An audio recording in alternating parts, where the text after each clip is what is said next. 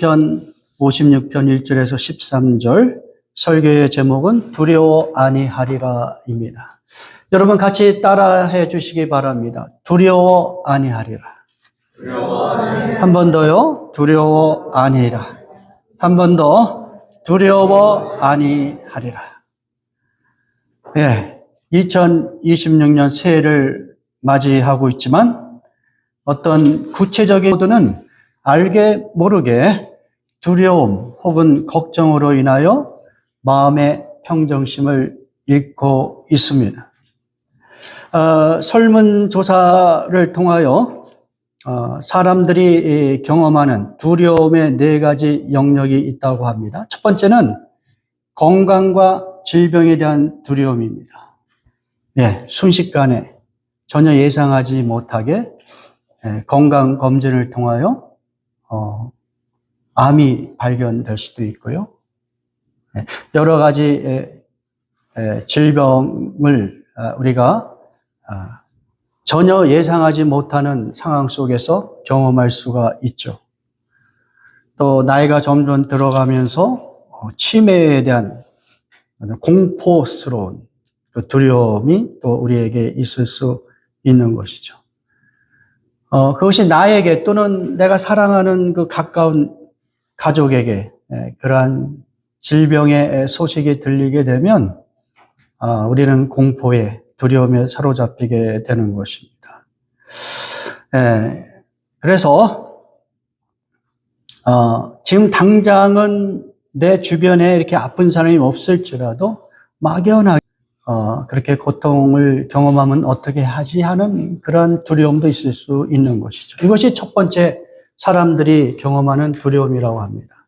두 번째는 사회 정치적인 불안으로부터 오는 두려움입니다. 요즘에 보면은 정말 세계가 급속도로 어떤 혼란과 그 전쟁의 위협, 전쟁의 가능성 이런 것들이 점점 더 높아지고 있다는 그런 뉴스를 우리가 많이 접하고 있어요. 최근에는 베네수엘라 그 대통령이 미국에 체포되었고, 그리고 임시적으로 대통령이 역할을 하는 사람이 있지만, 이 임시 대통령이 어느 편에 설 것이냐, 미국 편에 설 것이냐, 아니면은 체포된 마두로 그를 지지하는 그 어떤 군사 권력에 이렇게 합치하는 그러한 편에 설 것인가. 이런 어떤 방향에 따라서 베네수엘라의 운명은 매우 엇갈릴 것 같습니다. 또 최근에는 이란에서는 신정 국가를 반대하는 시위가 격화되어 최근에 한 200명 가까이 사망하였다는 소식을 듣고 있습니다. 어쩌면 호메이니 이후로 이란의 그 신정 국가 체제가 무너질 수도 있는, 그래서 중동 지역의 어떤 대혼란 이런 것들을 또 우리가 예측하게 되고요.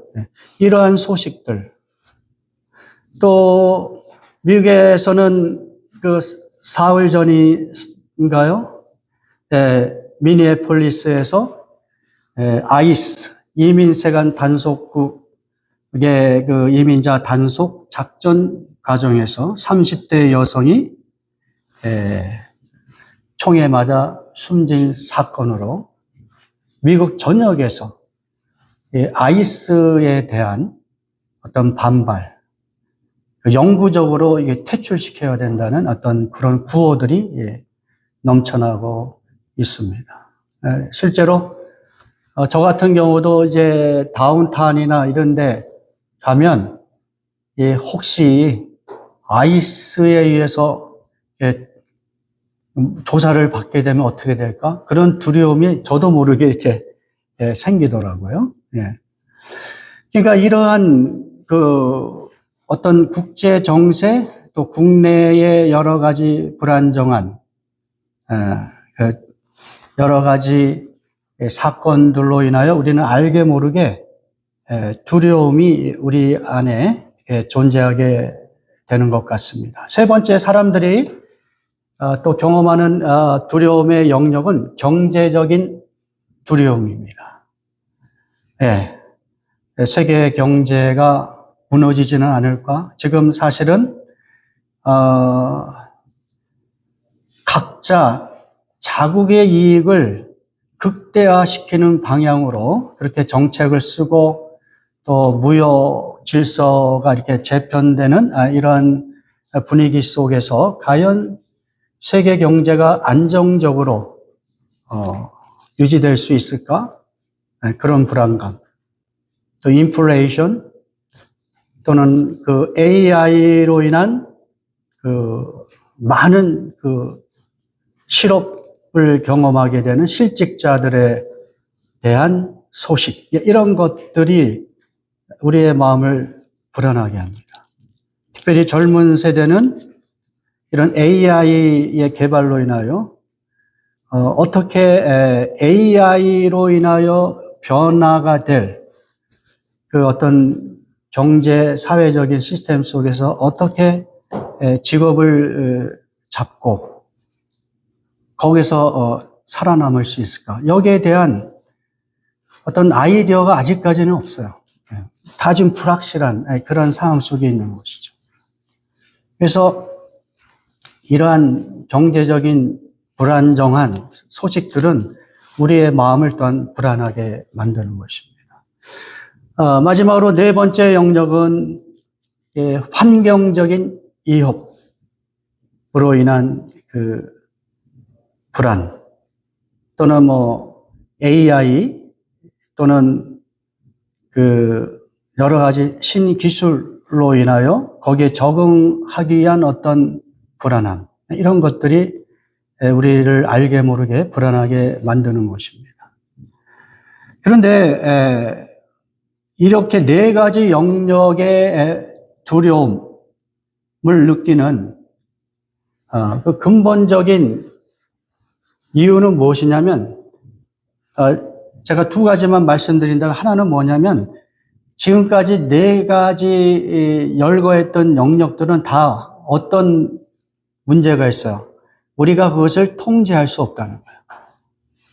그냥 뉴스로만 다 듣고 또 내 주변에 있는 사람이 어떤 그러한 영향 속에서 어려움을 겪고 실직을 했다든지 또는 무슨 질병에 걸렸다든지 그냥 또는 어떤 기후 변화로 인한 어떤 자연재해 이런 것들을 우리는 그냥 소식으로 듣는 거예요. 우리가 통제할 수 있는 영역이 아니라는 거예요. 다시 이야기하면 우리의 현재와 미래의 불확실성이 점점 좀 더 커지고 있기 때문에 우리 안에 이 두려움의 그 크기가 점점 커지고 있지는 않은가.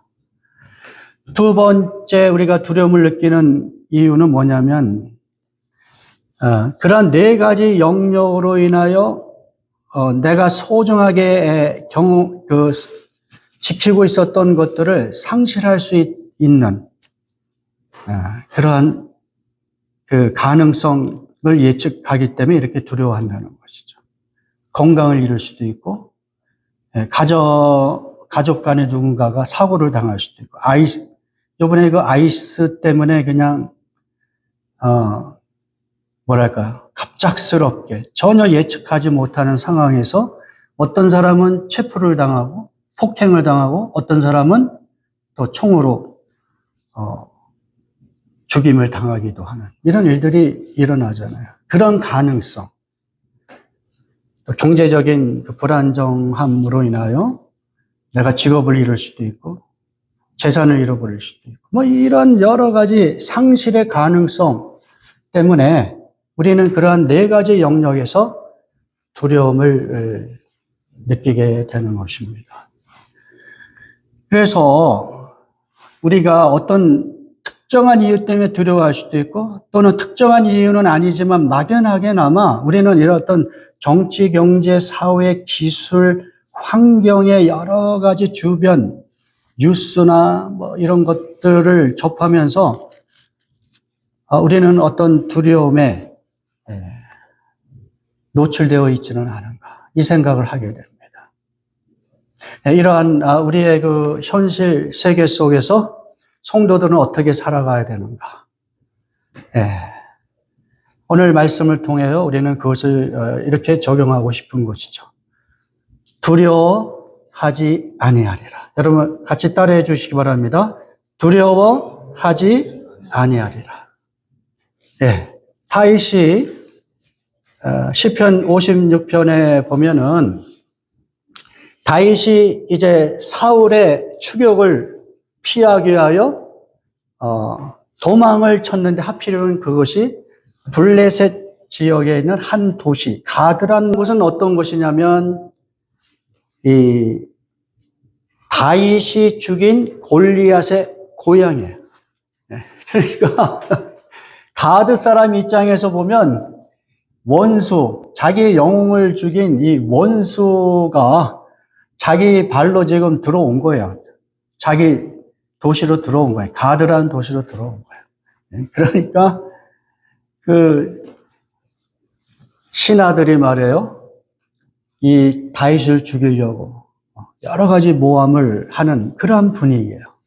그러한 분위기에서 어떻게든 살아남으려고 다윗은 이제 문짝에 문짝을 막 긁고 그리고 막 침을 흘리고 뭐 이렇게, 나는 정상적인 사람이 아니다. 미친 사람이다. 나를 어떤 유다의, 이스라엘의 어떤 장군이나 지도자로 취급하지 말아라. 나는 그저 내 몸을 보호하게 하여 피신온 그러한 폐잔병에 불과하다. 이런 식으로 해서 자기 몸을 어떻게든 보호하려고 애쓰는 그런 상황. 그런 상황인데 그것을 이제 가드의 신하들은 전혀 믿지 않아요. 저거 지금 다윗이 멀쩡한 사람인데 자기 목숨을 위해서 미친 체 하는 것입니다. 그러면서 어떠한 방식으로든 이 다윗을 죽이려고 왕에게 그렇게 끊임없이 요청하는 그런 분위기예요. 그 분위기를 우리가 알려면 1절, 2절을 같이 읽어보기를 원합니다. 1절, 2절 제가 읽어볼게요. 하나님이여 내게 은혜를 베푸소서. 사람이 나를 삼키려고 종일 치며 압제하나이다. 내 원수가 종일 나를 삼키려 하며 나를 교만하게 치는 자들이 많습니다. 자, 5절, 6절도 제가 읽어봅니다. 그들이 종일 내 말을 곡해하며 나를 치는 그들의 모든 생각은 사악이라. 그들이 내 생명을 엿보았던 것 같이 또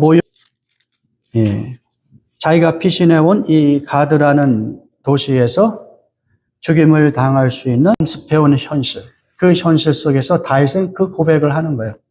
어떻게 해요? 나는 두려워하지 아니하리라. 나는 두려워하지 아니하리라. 지금 시편 56편에는 나는 두려워하지 않겠다라는 고백을 여러 번 합니다. 그래서 그러면 다윗은 어떻게 이 두려움을 극복할 수 있었을까? 오늘 우리도 서두에서 우리가 살펴본 것 같이 구체적으로 이야기할 수 있는 어떤 특정한 두려움도 있지만 알게 모르게 우리의 삶을 위축시키고 우리의 마음의 평정을 잃게 만드는 그 두려움과 공포, 걱정, 이런 것들을 어떻게 우리는 극복할 수 있을까? 이런 것들을 다윗의 그 신앙 그 고백을 통하여 같이 배우고 적용할 수 있기를 원하는 것입니다. 자, 첫 번째, 다윗은 두려움을 어떻게 극복하였습니까? 하나님을 믿었다는 거예요.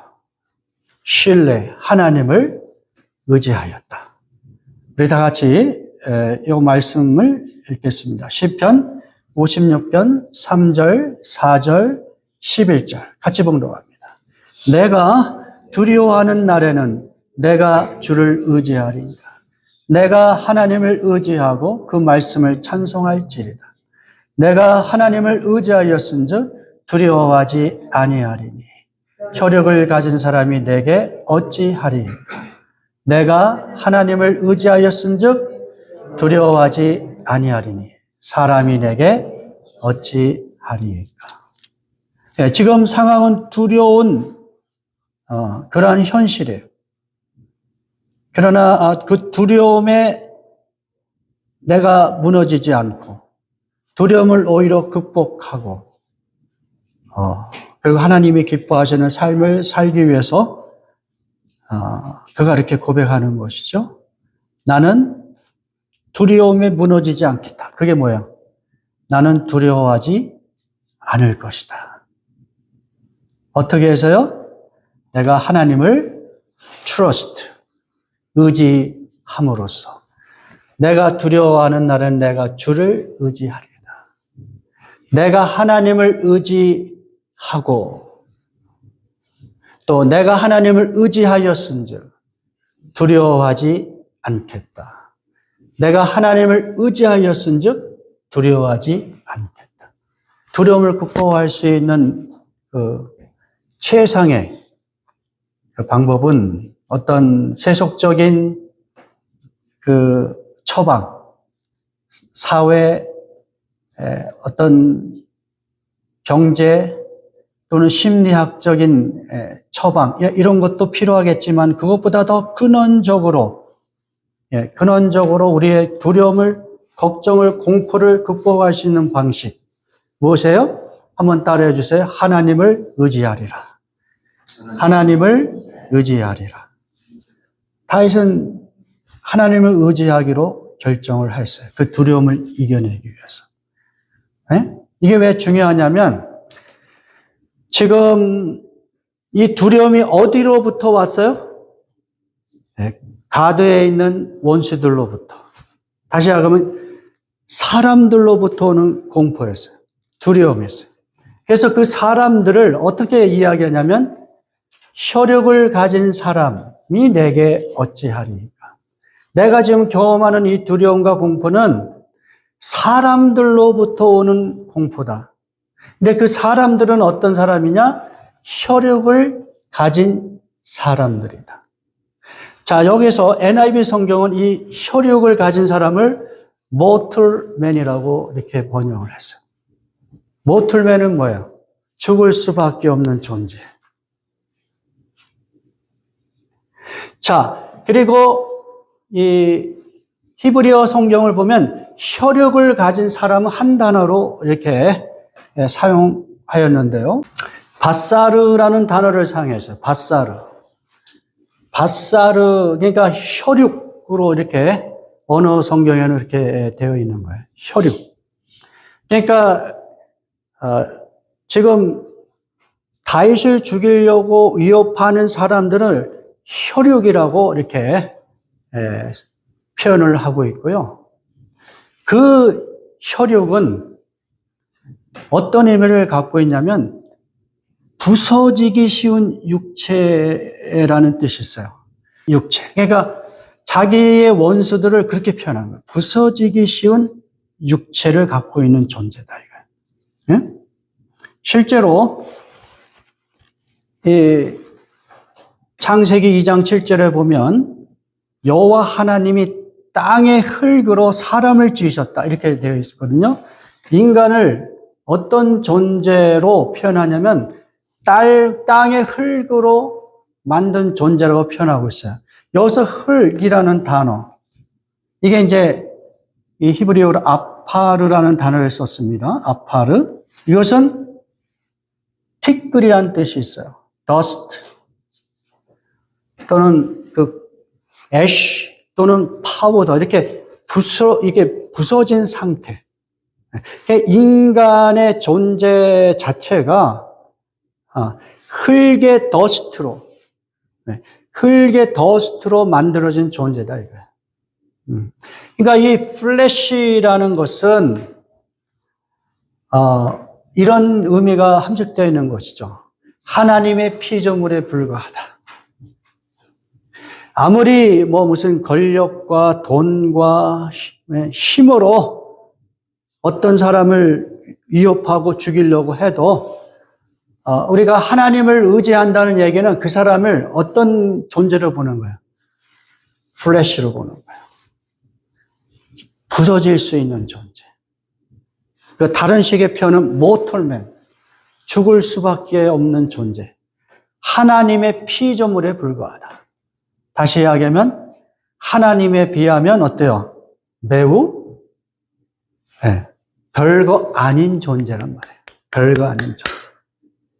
눈에 보이는 나를 위협하는 대상은 매우 커 보이고 위협적이고 강력해 보이지만 그러나 우리가 하나님을 의지하게 될 때에 내 앞에 나타난 그 위협하는 존재는 다음 어떻게 보이는 거예요? 플래시. 부서지기 쉬운 존재. 죽을 수밖에 없는 존재. 티끌과 같은 존재. 하나님의 피조물에 불과하다. 하나님이 맘만 먹으면 하나님의 한 손으로 금방 심판받을 수밖에 없는 존재. 그러니까 지금 다윗은 자기의 생명을 지키기 위하여 어떠한 더 큰 힘을 갖고 있는 누군가를 의지하려고 결정한 것이 아니라 모든 힘이 있는 자들은 다 티끌과 같은 존재, 부서지기 쉬운 육체에 불과한 존재라는 그러한 생각으로 오직 하나님을 내가 더 의지하겠다. 이 고백을 통하여 그 두려움을 이겨내는 것이죠. 예수님도 우리에게 이렇게 말씀하십니다. 마태복음 10장 28절, 31절 같이 봉독합니다. 몸은 죽여도 영혼은 죽이지 못하는 사람들을 두려워하지 말고 영혼과 몸을 지옥에서 다 멸망시킬 수 있는 분을 두려워하라. 참새 2마리가 동전 몇 푼에 팔리지 않느냐. 그러나 너희 아버지께서 허락하지 않으시면 그 참새 1마리도 그저 땅에 떨어지는 법이 없다. 하나님은 너희 머리카락도 다 세고 계신다. 그러므로 두려워하지 말아라. 너희는 많은 참새들보다 더 귀하다. 우리가 믿는 하나님은 그런 하나님이다, 이게. 우리의 어떤 육체적인 이 땅에서 시간과 공간의 제약 속에서 여러 가지 두려움과 걱정을 경험하지만 그러나 거기에 맞춰진 그러한 어떤 삶을 살아가지 말고 우리의 영혼까지도 창조하시고 우리를 구원하시는 그 더 크신 그 하나님을 우리는 더 많이 의지하여라. 그래서 어떻게 해요? 두려워하지 말아라.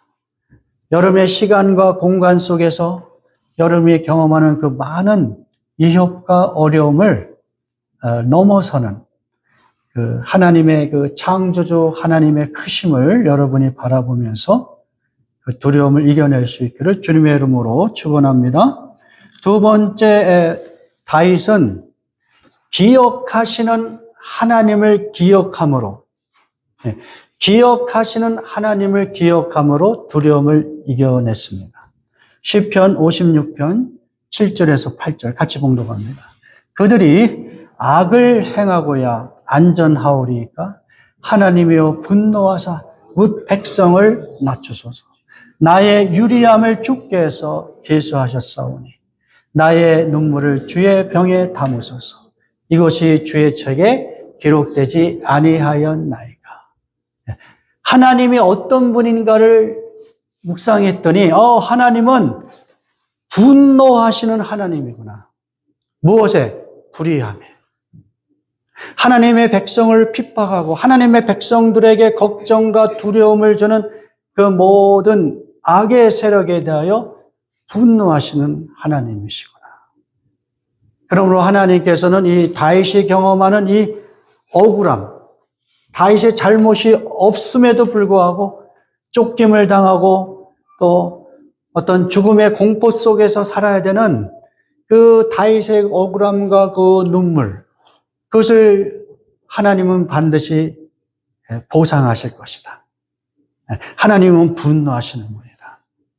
하나님의 공의의 차원에서 하나님의 백성들이 이 땅에서 경험하는 그 억울함과 그 고통과 눈물을 하나님께서는 분노하신다. 예? 그래서 하나님을 대적하는 그 무리들을 하나님께서 심판하실 것을 바라보면서 하나님이 어떤 하나님이냐면 하나님은 나의 고통과 억울함과 슬픔을 다 기억하시는 분이다. 그것을 어떻게 표현합니까? 8절에 나의 유리함을 주께서 계수하신다. 여기 이 NIV 성경은 Record my lament. 예? 나의 어떤 슬픔, 나의 억울함, 나의 고통을 하나님께서 레코드 하신다. 레코드. 예? 언어적인 그 의미는 count exactly예요. 하나씩 모든 것을 하나도 빠지지 않고 exactly, 정확하게 그것을 다 기록하신다는 거예요. 내가 이 땅에서 경험하는 그 억울함과 그 슬픔을, 그 고통을 하나님께서 레코드 하신다. 그리고 뭐라 했어요? 나의 눈물을 주의 병에 담으소서. 예? 여기 보면 이 구약 성경에서는 이 병이라는 게 이 가죽으로 만든 그 어떤 포도주를 담는 또는 물을 담는 병을 이야기하죠. 그런데 실제로 고대 로마나 또는 고대 근동 지역의 전통을 보면 눈물을 담는 병들이 있었다는 거예요. 네. 그 오래전 그 사람들의 그 무덤 속에서 병들이 나와요. 유리로 또는 흙으로 만든 병들이 나오는데 그 병이 눈물병이라는 거예요. 눈물병. 내가 사랑하는 사람 또는 내가 이 땅에서 경험하는 그 억울함과 슬픔 속에서 쏟아내는 그 눈물을 담는 병을 그 고대 사람들은 실제로 그러한 전통으로 그것을 사용하였다고 합니다. 그러한 것들을 비유하면서 하나님께서 하나님의 병에 하나님이 사랑하는 하나님의 백성들이 이 땅에서 경험하는 그 눈물을 하나도 땅에 그냥 버려두지 않고 다 담으신다는 거예요. 다 기억하신다는 거죠. 이 땅에서 하나님의 백성들이 경험하는 그 슬픔을 다 기억하신다는 거예요. 결론적으로 이것이 주의 책에 기록되지 아니하였나이까. 요한계시록 20장에 그 백보자 심판에서 높은 자나 낮은 자나 노인이나 어린아이나 모든 사람들에게 그들의 행위에 관한 그 기록을 담은 그 책들이 나오잖아요. 하나님의 백성들은 그 생명책에 그 이름들이 기록되어 행위에 의한 심판을 받지 않겠지만, 그래서 생명책에 담긴 그 이름에 의하여 하나님의 구원을 받겠지만, 또한 또 하나님께서는 다른 방식으로 이 땅에서 하나님의 백성들이 경험한 그 억울함과 눈물과 그 비애, 고통, 슬픔을 다 기억하시고 기록하신다는 거예요. 그래서 우리의 눈물을 닦아 주실 거예요. 그렇게 기억하시는 하나님을 기억하면서 그 두려움을 이겨낸다는 거예요. 오늘 우리도 여러분이 이 땅에서 살아가면서 경험하는 그 많은 사람들이 이해할 수 없는, 아무리 내 곁에 살아가는 사람이 나를 위로해도 위로가 되지 않는 그 눈물, 그 고통, 누가 하신다? 우리 하나님은 다 기록하신다. 그 하나님의 기억하심과 그리고 그 눈물을 닦아주실 그 하나님을 기억하면서 그 두려움을 극복할 수 있기를 주님의 이름으로 축원합니다. 세 번째는 두려움을 어떻게 극복하였는가? 하나님께 기도하였다는 것입니다. 시편 56편 9절 같이 봉독합니다. 내가 아뢰는 날에 내 원수들이 물러가리니 이것으로 하나님이 내 편이심을 내가 아나이다. 여기서 아렌다라는 히브리어는 카라라는 단어입니다. 이 카라라는 단어는 뭐랄까 이렇게 부르짖는 거예요. 그러니까 책을 단순히 읽는 것도 있지만 또 이렇게 부르짖는 그러한 내용이 있어요. 그래서 히브리 이 성경에 보면 이 카라라고 하는 이 동사, 이 아렌다 부르짖는다는 이 동사는 imperfect tense예요. 불완전 시제를 사용했다는 것은 무엇이냐면 계속하여 부르짖었다는 거예요. 계속해서 부르짖었다. 어느 성경에는 그냥 부르짖었다고 했지만 NIV 성경은 그걸 조금 풀어서 번역을 했습니다. I call for help. 하나님 나를 도와주세요. 부르짖었다는 얘기는 도와달라고 하나님 앞에 간절히 간청하며 기도하였다는 것이죠. 예? 그러니까 여러분 하나님은 우리의 눈물을 다 카운트할 정도로 모든 것을 다 아심에도 불구하고 하나님과 우리 성도와의 관계는 어떤 관계예요? 인격적인 관계예요. 그러므로 하나님은 우리가 고통받을 때에 하나님 앞에 도움을 요청하기를 원하세요. 네. 물론 우리가 알게 모르게 하나님은 우리를 도와주시겠지만 그럼에도 불구하고 하나님과의 인격적인 관계 속에서 우리는 하나님 앞에 도움을 요청해야 돼요. 여러분의 그 두려움의 대상이 있을 거예요. 인간관계일 수도 있고 재정적인 것일 수도 있고 건강의 문제일 수도 있어요. 그 두려움이 여러분을 엄습할 때에 하나님 앞에 도와달라고 요청을 하세요. 그것이 뭡니까? 하나님을 신뢰하는 자가 할 수 있는 거예요. 여러분, 내가 누군가에게 도움을 요청할 때 아무에게나 하지 않잖아요. 나와 릴레이션십이 없는 사람에게 도움을 요청하지 않습니다. 내가 이렇게 자주 만나는 사람일지라도 그 사람을 온전히 트러스트하지 않으면 내가 도움을 요청하지 않아요. 어느 동화책에서 보니까 내가 평생에서 가장 힘들게 어렵게 한 말은 무엇이냐 이렇게 물어봤더니 그게 무엇이라고 대답했을까요? 네. 도와주세요라는 단어라는. 왜냐하면 도와주세요라는 이 단어는 그 상대방에 대한 신뢰가 형성이 되기 때문에 그래요. 오랫동안 많이 만났지만 그러나 내가 도와달라고 요청했을 때에 그 요청을 거절하지 않고 정말 신실하게 도와주려면 그만큼 신뢰가 형성이 돼야 되고 또 그 요청하는 사람에게도 엄청난 용기가 필요한 것이죠. 하나님과 하나님의 백성들 간의 릴레이션십은 그와 같은 거다. 하나님은 우리에게 도전하세요. 내가 어려울 때 도움을 요청해라. 응답될 때까지 지속적으로 요청해라. imperfect tense. 예, 이 불완전 시제라고 말씀드렸어요. 끊임없이 하나님의 도우심을 요청해라.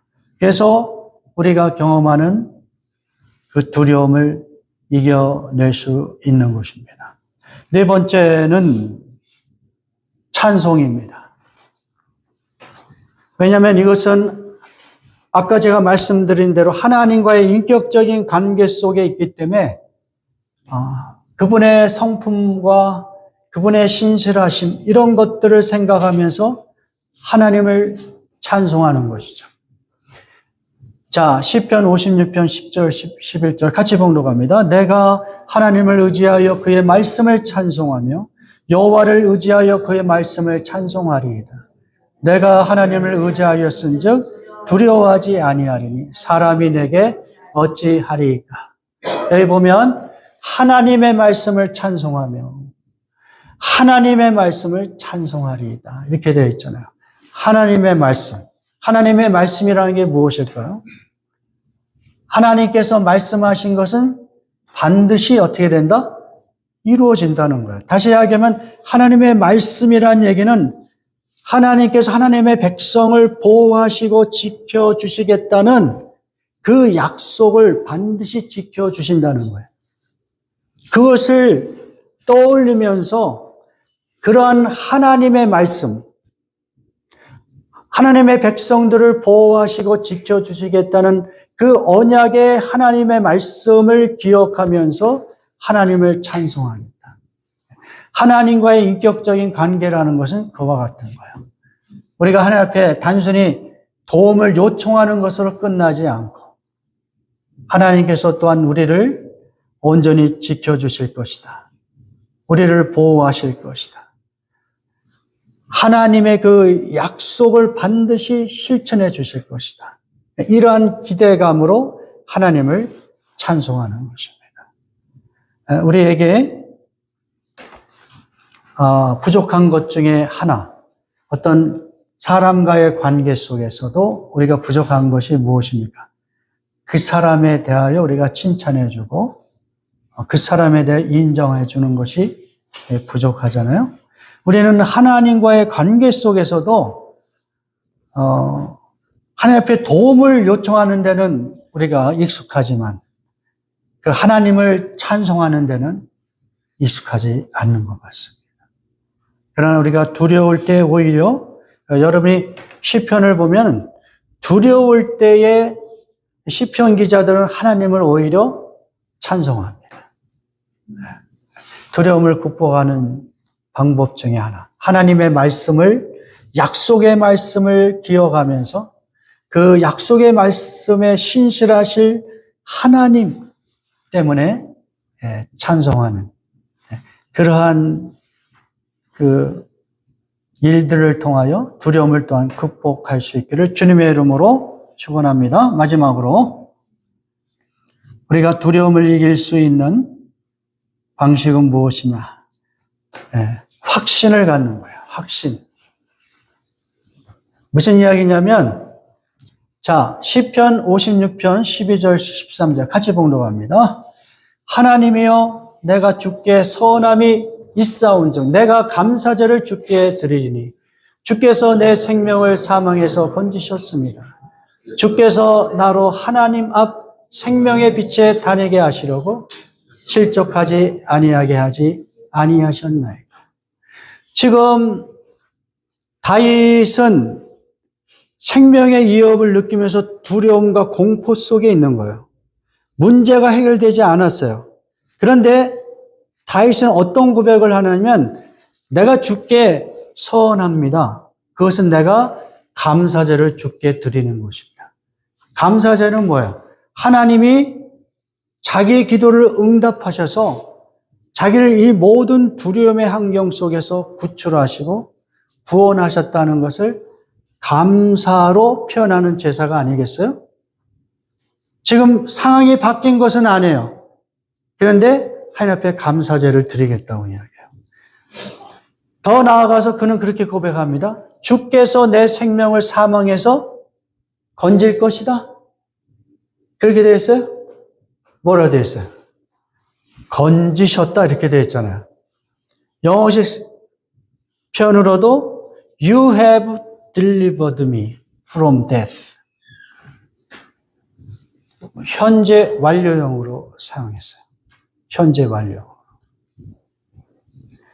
히브리 언어 성경에 보면 이 건졌다라는 이 시제는 완료 시제를 사용했어요. 완료 시제. 그러니까 어떠한 문제가 해결됐다는 거예요. 문제가 해결돼서 끝난 거예요, 지금. 예? 근데 실제적으로는 어떻게 해요? 문제가 해결됐나요? 문제 해결되지 않았어요. 계속 위협받고 있고 미친 짓 해야 돼. 그런데 하나님 앞에 기도하고 찬송하면서 이 다윗의 마음속에 확신이 생긴 거야. 하나님이 나를 구원하시겠구나. 하나님의 그 구원하실 거라는 미래적인 사건을 예언하면서 아예 그냥 현재 완료형으로 시를 쓰는 거예요. 아직 벌어지지 않았어. 그러나 하나님은 신실하기 때문에, 하나님은 살아서 역사하시는 분이기 때문에 반드시 나를 구원하실 거야. 이 확신이 확 생겨버리니까 어떻게 해요? 예? 완료 시제를 사용했단 말이에요. 구약 성경에는 이러한 완료 시제로 사용한 단어들이 너무도 많아요. 그래서 미래에 이루어질 것인데 마치 그것이 현재 이루어진 것 같이 완료 시제를 사용해요. 그래서 이러한 그 동사 시제를 예언적 완료 시제라고 이야기합니다. prophetic perfect. 그러니까 하나님은 신실하시기 때문에 그 신실하심을 우리가 확신을 하게 되면 반드시 내가 요청한 것, 내가 기도한 것 응답이 될 거야. 그러니까 아예 현재적으로 미래에 이루어질 것이지만 현재적으로 하나님이 그렇게 응답하셨어라고 고백하는 거예요. 성경에 보면 특별히 그 메시아의 예언과 관련된 그 구절에서 전부 다 이 현재 완료형을 씁니다. 예? 이사야서 9장 6절에 보면 하나기가 우리에게 낳고 메시아가 태어날 것인데 그냥 아예 그냥 현재 완료형으로 사용하는 거예요. 시편 22편에서도 보면 그들이 내 손과 발을 찔렀나이다. 내 겉옷을 나누었으며 이런 식의 어떤 찔렀다 나누었다. 이건 예수님이 십자가에서 경험하는 그 고통의 순간들인데 미래에 이루어질 것인데 전부 다 현재 완료형으로 사용합니다. 예? 이사야서 53장 3절 5절에도 보면 그가 멸시를 받았으며 우리의 질고를 지고 우리의 슬픔을 당하였도다. 그가 찔림은 그가 징계를 받음으로 이런 내용들은 전부 다 미래에 일어날 것이지만 하나님의 신실하심을 의지하여 확신을 갖게 되니까 아예 현재 일어난 것 같이 완료 시제를 사용한 것이 이게 성경적인 하나님의 그 어떤 성품과 관련된 믿음의 확신으로 기록한 그런 시제라고 할 수가 있습니다. 신약 성경에서도 그러한 식의 표현들이 많이 나오는데 대표적으로 제가 요한일서 5장 14절 15절을 읽어보면 이와 같은 거예요. 무엇이든지 우리가 하나님의 뜻을 따라 청하면 하나님께서 우리의 청을 들어주시라는 것을 우리는 확신합니다. 우리가 하나님께 청하는 것은 무엇이든지 다 들어주신다는 것을 알고 있으니 우리가 하나님께 청한 것은 이미 다 받은 것이나 마찬가지입니다. 이게 이 확신이 커지면 이렇게 고백하는 거예요. 기도한 것은 다 받았다 이미. 받을 것인데 아예 받은 것으로 표현을 해버린다니까요. 예. 이게 이제 prophetic perfect tense로 불리는 그러한 그 신약 구약에서 사용하는 그런 하나님을 향한 믿음의 고백이라고 할 수가 있는 것입니다.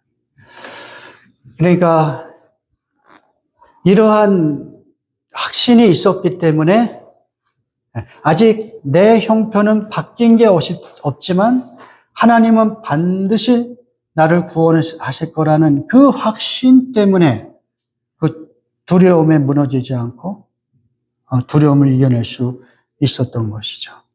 예? 오늘 우리도 마찬가지예요. 오늘 우리가 경험하는 그 두려움과 공포와 걱정들이 있지만 이 다윗이 하나님 앞에 그 고백하고 또 신뢰했던 그러한 내용들을 우리가 복기하면서 여러분들이 그 모든 두려움을 극복해 나아갈 수 있기를 주님의 이름으로 축원합니다. 우리 다 같이 기도하겠습니다.